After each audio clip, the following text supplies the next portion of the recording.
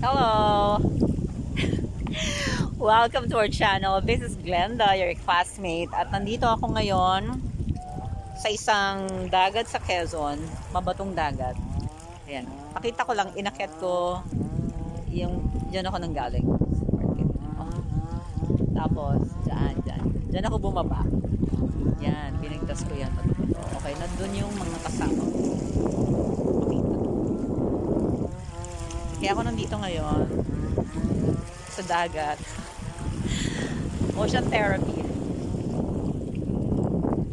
Ito yung ginagawa ko nung nakatingin ako. Ang kailangan kong gawin ngayon. Kahit hindi ko nakatingin paano itong gawin. Pag, gusto ko lang lumiwanag yung isip mo. Meron kang pinagdadaan ng mabigat, pwede natin itong gawin. Usually, yung ocean therapy, ginagawa yan sa States ng mga dating military men na dumadaan ng PTSD, yung may ganung sitwasyon, or mga recovering na nagkaroon ng struggles with drugs, or mga PWD, or yung mga abused victims, ginagawa. Ang kwento no, sa mga military men, nag-ano pa nga sila yung nagsusport sa dagat. Nagkakararahan sila ng nakabangka. Part na yung ocean therapy nila. Left and right. Kasi, binubura nila yung memorya noon na nasa gera sila.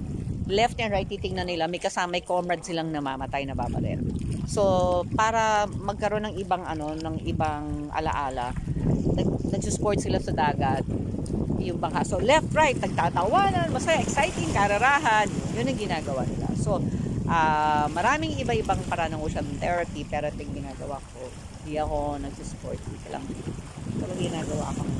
At least dito, wala akong kaagaw.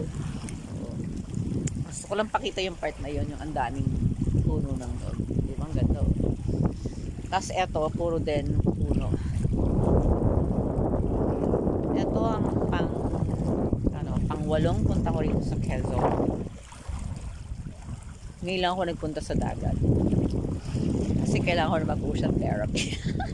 Anong gagawin pag-ocean therapy? Diniscuss ko to sa book ko. Sa stage 3G. By the way, salamat sa mga bumili na. If you want to have your own copy, discounted pa rin, www.thepinkytown.com. Okay, again, www.thepinkytown.com.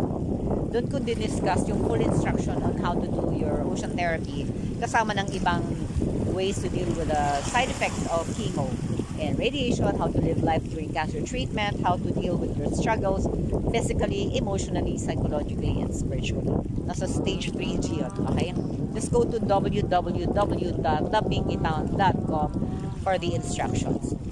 And ocean therapy. Doon kasi sa Zambales ako nag-ocean therapy sa isang resort doon. Pero dahil maraming nag-outing, nagbubook ako ng room doon. Sa mga 2 days ako, minsan 3 days, o 3 nights. Pero hindi ako pwedeng manahimik kasi may mga nagkakasayahan sa ibang, parts ng resort. So, mga pagod doon sila, nag-outing sila, nag-iinuman, nagba-barbecue. So, hindi ako pwede. Parang, may times nga feeling ko I didn't belong there. I was not even supposed to be there. Parang I have no business being there kasi pangkasayahan talaga yung lugar. So, saan karoon ng place? Anyway, na pwedeng tahimik. Well, here's one. O, diba? Tahimik lang talaga. So, walang ibang kasama. Ang nandun doon yung mga nagkakarmenterong kuya. So, inhale.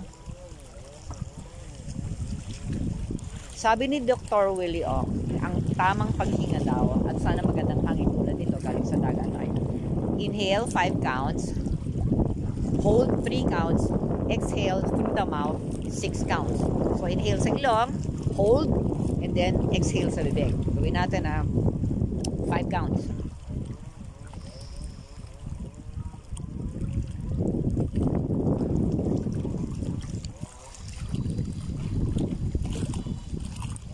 Horse lips daw. Si Kuya nakita sa camera. Ay, Kuya. Siya yung nag-drive ng tricycle. Si Kuya Orlean. Okay. Hindi tayo mag-distract. Inhale. Dapat lalaki siya. Exhale.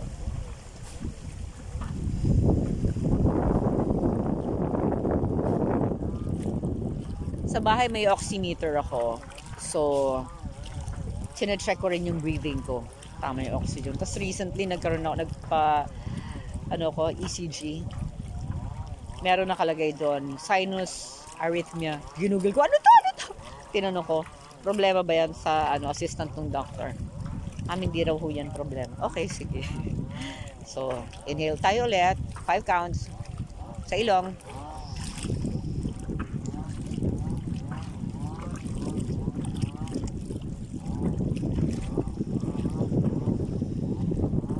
Ang trick doon, dapat lumalaki yung tiyan.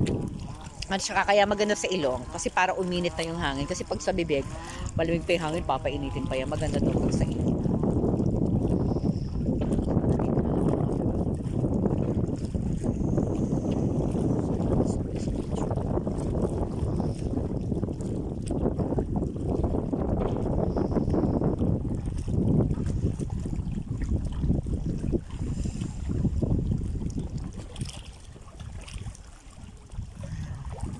Alright, for today, gusto ko i-share sa inyo.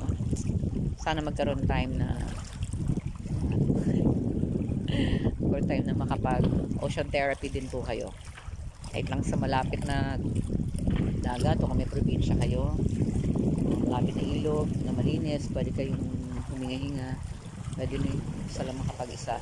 And I would suggest, magdala kayo ng kasama para hindi kayo mag-isa since naka-chemo, pero huwag siyang maging outing na puro halakakan, stress lang yung ganun. At saka ito, may kukwento. Ayoko yung nag-outing group, tapos yung inabot ng overnight, tapos may mga nagiinuman na, kasi may mga nagdadramahan na may umiiyak. Parang ako kasi pag umiiyak ako mag-isa lang kaya pag nagpupunta kami dito, usually mag-isa lang. So, ayan. Sana po na-enjoy nyo ang ating ocean therapy. Pag in-off ko tong video, tutuloy ko yung ocean therapy. Okay? So, ngayon may idea na kayo kung anong pwedeng gawin to clear our heads para makahinga ng konti sa dami ng mga concerns sa buhay, lalo na pagod treatment, para makahinga from the pain at makapasok ang magandang hangin sa ating katawan. Maganda yung lungs natin, punong-puno ng magandang hangin. Salamat po. Kumahangin.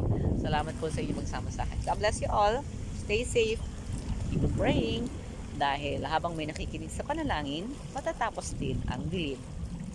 Paalam. Bye-bye po.